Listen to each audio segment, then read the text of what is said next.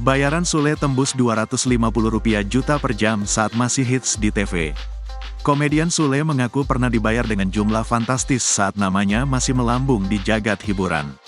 Saat namanya populer di pertelevisian tanah air, Sule pernah dibayar Rp250 juta untuk tarif per jam. Dengan durasi singkat, Sule sanggup mengumpulkan uang ratusan juta rupiah. Rp250 juta bayarannya, honor itu untuk 1 jam. Kata Sule dikutip pada laman YouTube Kanda Metro TV, dikutip Kamis, tanggal 6 Juni tahun 2024. Walau belakangan ini Sule tak mengisi beberapa program acara di televisi, namun ia membantah dirinya sepi job. Ayah Rizky Febian tersebut juga membantah soal rumor di blacklist oleh stasiun televisi. Kalau dibilang di blacklist sih enggak, tawaran macam-macam juga ada tetap, jelasnya.